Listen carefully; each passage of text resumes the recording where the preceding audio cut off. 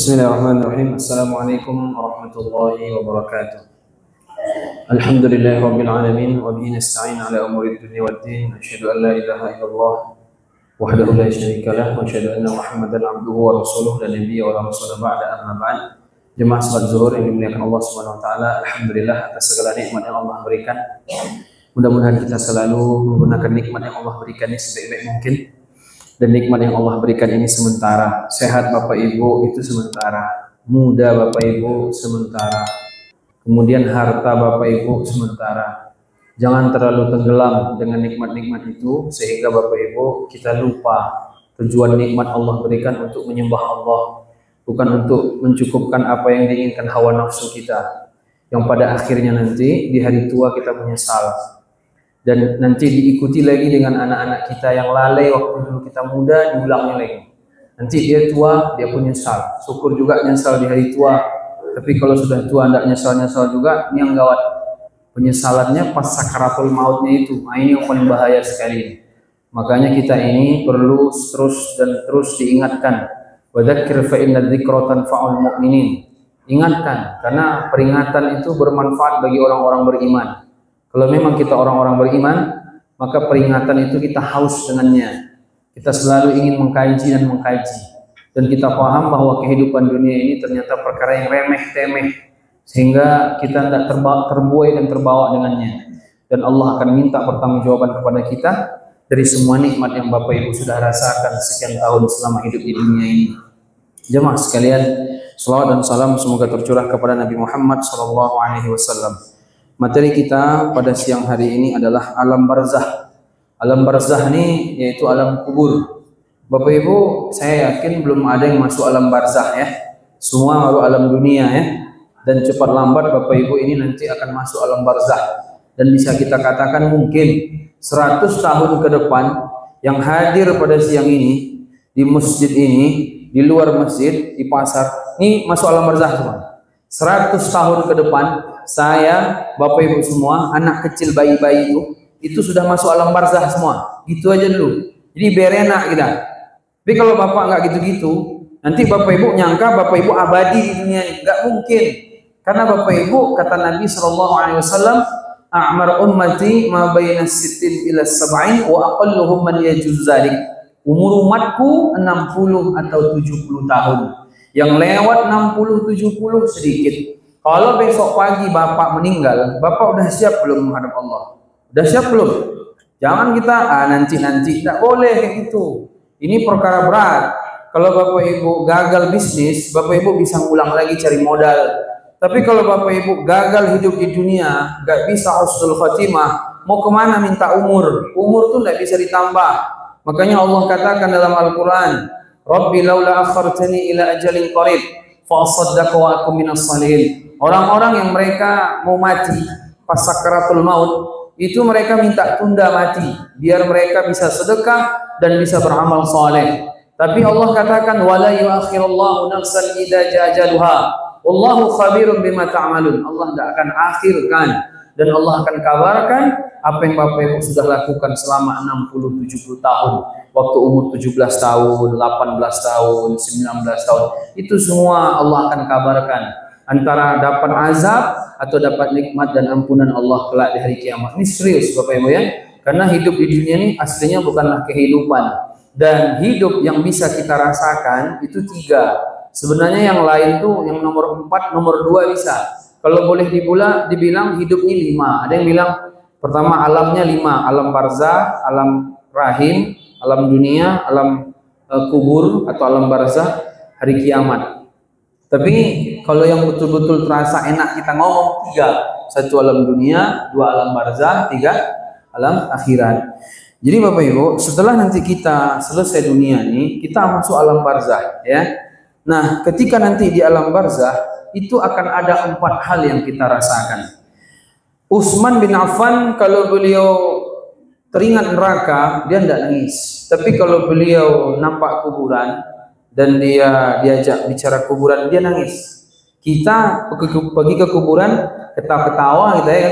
Yang gali kubur aja tidak sholat, ya kan? Ini lebih parah ini. Mau pakai apa diingatkan lagi orang begini-begini? Maka orang itu sekeras-kerasnya hati paling mudah mengingatkan dia mati.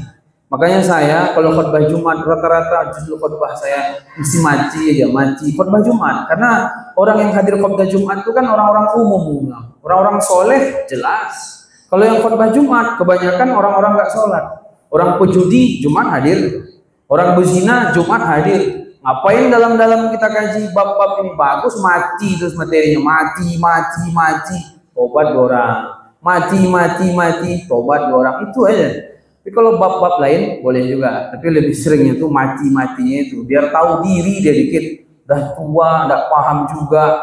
Dan sekarang ini fase di mana anak muda banyak mati nih ya, yang tua udah kelewatan, belum mati juga, yang anak muda udah banyak mati sekarang. Nah inilah ini ya, jamaah yang dimuliakan Allah Subhanahu Wa Taala.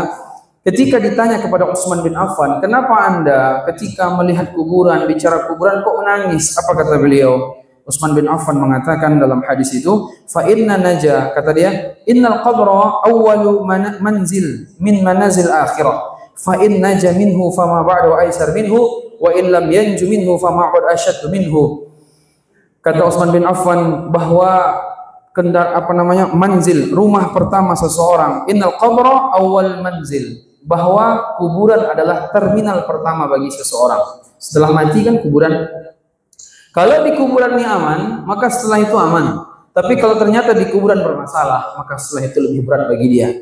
Maka jamaah yang dimuliakan Allah Subhanahu Wa Taala, kemudian Nabi mengatakan, kata beliau, ma ra'aitu manzaran qad illa al-qabra afdha minhu. Kata Nabi Shallallahu Alaihi Wasallam, aku tidak pernah melihat satu pemandangan yang lebih mengerikan daripada kubur. Cuman di kita ini ngerinya setan. Mana ada setan di kuburan? Orang udah mati nggak bisa balik. Takutnya kita itu kalau nanti kita masuk kubur, kita nggak sempat beramal lagi. Dan tidak ada pemandangan yang lebih mengerikan lebih daripada kuburan, karena menakutkan bukan hantu, bukan. Tapi apa? Kita ini nanti akan begitu, mengingatkan kita akan begitu. Tapi kenapa kita lupa? Tidak usah jauh-jauh, dekat sini pernah ada. Hari Kamis orang meninggal, lalu ada bapak-bapak perwakilan dari keluarga. Hari Kamis, Bapak Ibu, siapa yang di antara Bapak Ibu ada utang piutang, ada salah silap, mohon maaf ya. Dia perwakilan keluarga. Hari Kamis, bapak yang perwakilan keluarga nih, besok Jumat dia yang meninggal. Besok dia pernah diwakilkan nih, Bapak Ibu. Begitulah tuh. Makanya Bapak Ibu nih harus hati-hati. Saya aja ngeri-ngeri sedap, apalagi Bapak Ibu nih. Umurnya sudah 60-an nih. Nah itu udah bentar lagi tuh. Apalagi yang mau dicari di dunia ini. Banyak-banyak beramal. Semua aset-aset tuh pikirkan baik-baik. Ini untuk setelah saya mati, biar ngalir.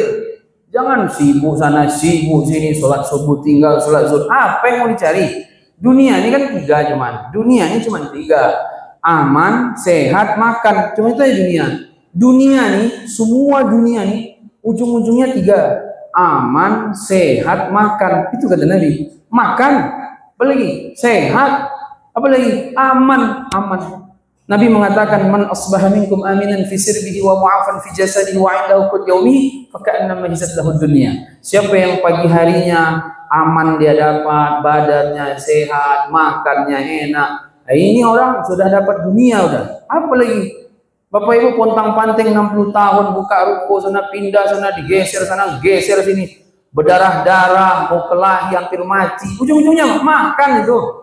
Cuman makan, sehat, aman, udah. Tapi setelah mati bagaimana?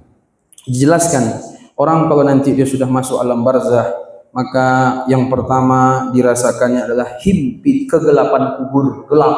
Memang di kubur itu tidak ada lampu toko, gelap memang dia. Kata Nabi SAW dalam satu riwayat, ada seorang ibu-ibu, dia petugas pembersih Masjid Nabawi. Tiba-tiba Nabi teringat dia, mana ibu yang biasa bersih-bersih masjid?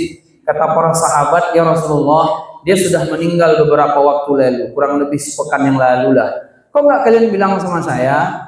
Kata para sahabat, dia kan mungkin orang-orang awam ya Rasulullah. Kalau kami lapor sama Nabi, nanti rasanya agak gimana. Mana kuburannya? Antarkan saya ke kuburannya. Akhirnya sama sahabat diantarkan ke kuburan ibu tadi. Lalu Nabi pun sholat di depan kuburannya. Tapi sholat jenazah ya, bukan sholat zuhur asar, tidak boleh. Karena rukuk sujud tidak boleh. Tapi kalau sholat jenazah kan memang nggak ada rukuk sujud. Makanya Bapak Ibu nih kalau sempat sholat jenazah bawa sajadah, Agak heran saya lihat ini. Kadang sholat. Akhirnya kata Nabi sallallahu alaihi wasallam, "Inna hadhil qubura mamlu'atun zulmah ala ahliha wa inna Allah azza wa jalla yunawwiruha lahum bi salati alaihim." Kata Nabi sallallahu alaihi wasallam, sesungguhnya hadhil qubura, sesungguhnya kuburan ini penuh dengan kegelapan atas penghuninya. Wa inna Allah azza wa jalla yunawwiruha lahum bi salati alaihim. Sesungguhnya Allah azza wa jalla memberikan cahaya kepada kuburan ini dengan salat aku padanya. Jadi poin pertama, kuburan itu gelap, ya. Jadi Bapak Ibu jamaah yang dimuliakan Allah Subhanahu wa taala, itu yang kita rasakan nanti setelah kita mati. Yang kedua, kuburan itu nanti kata Nabi sallallahu alaihi wasallam memiliki yaitu himpitan. Ada himpitan kubur, dihimpitnya kita. Makanya dalam satu hadis kata Nabi sallallahu alaihi wasallam, "Inna lil qabr dhaghatan walau kana ahadun najiyan minha naja minha Sa'ad bin Mu'az." Sesungguhnya pada kubur itu ada himpitan. Seandainya ada orang yang selamat dari himpitan kubur, maka Sa'ad bin Mu'az lebih layak untuk selamat dari himpitan kubur. Karena Sa'ad bin Mu'az itu ketika dia meninggal, arus Allah bergoncang karena keutamaannya. Nanti kapan-kapan bisa kita bahas dalam satu peperangan. Tapi beliau tetap dapat himpitan kubur. Maka kita pun nanti akan mendapatkan himpitan kubur. Tapi bagi orang-orang beriman, kalaupun dihimpit dengan himpitan kubur sakit, tapi itu menghapuskan dosa-dosanya. Kalau orang kafir dihimpit dengan himpitan kubur, remuk tulang-tulangnya itu semua.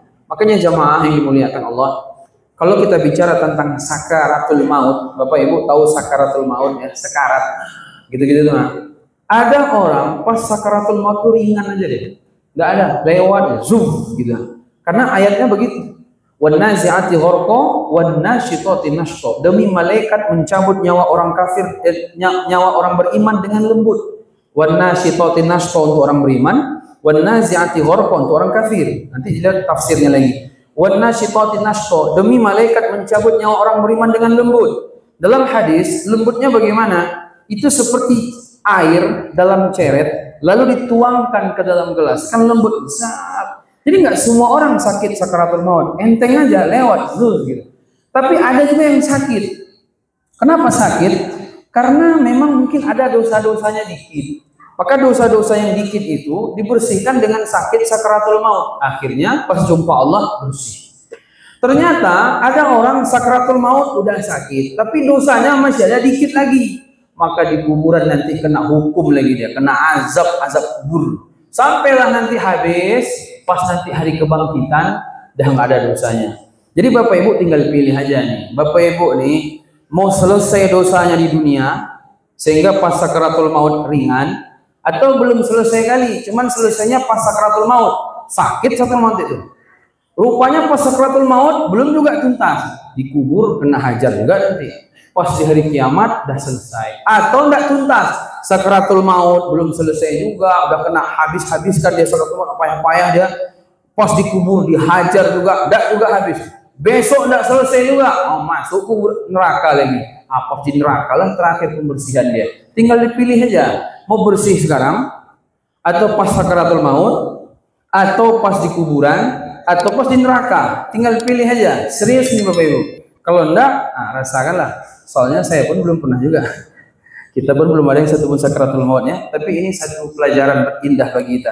Yang kedua, himpitan kubur. Yang ketiga nanti fitnah kubur. Yang keempat, azab kubur. Nanti yang ketiga dan keempat insya Allah kita bahas di pekan yang akan datang. Cukup sekian. Assalamualaikum warahmatullahi wabarakatuh.